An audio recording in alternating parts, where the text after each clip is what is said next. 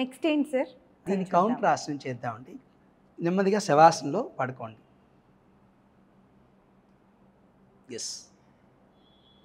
నెమ్మదిగా మీ కుడి చేతిని కుడివైపుగా చాపి పైకి చాపి కుడివైపుగా తిరుగుతూ బోర్లా పడుకోండి.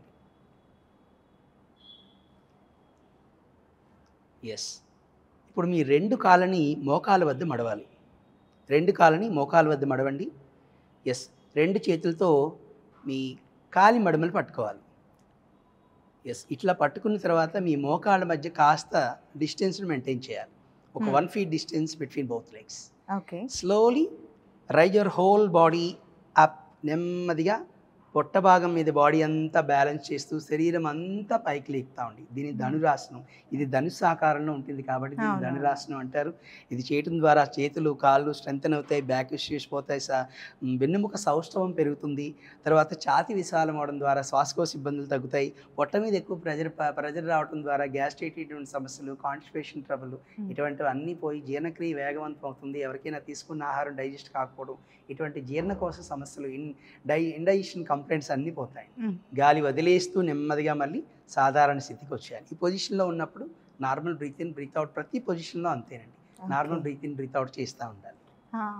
Relax in Makarasan.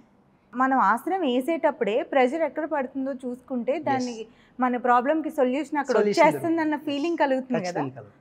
ఖచ్చితంగా కలుగుతుంది. అందుకే ఆసనాలు చేసేటప్పుడు మనము మిగతా సాధనలన్నీ ఎట్లా ఉంటాయంటే ఎక్కడెక్కడో మనసు పెట్టి పాటలు వేసుకుని చేస్తూ ఉంటారు. కానీ యోగాభ్యాసం చేసేటప్పుడు శ్వాస మీదే ధ్యాస మనం చేస్తూ ఉండాలి. తర్వాత శరీరంలో ఎక్కడ మనకి ప్రెషర్ కలుగుతుందో అబ్జర్వ్ చేస్తూ చేయాలి.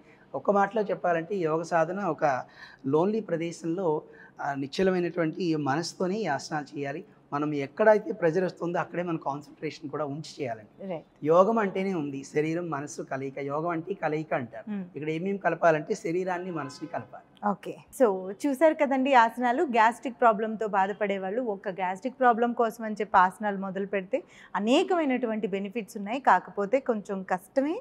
ఇనీషియల్ స్టేజెస్లో మీరు యోగా ట్రైనర్స్ దగ్గర, ప్రాపర్ ట్రైనర్స్ దగ్గర మీరు చేసుకుంటే తర్వాత అలవాటు అయిపోతుంది. ప్రశాంతంగా చేసుకోవచ్చు. ఎంతవరకు చెయ్యాలి ఏంటి అనేది కూడా తెలుస్తుంది.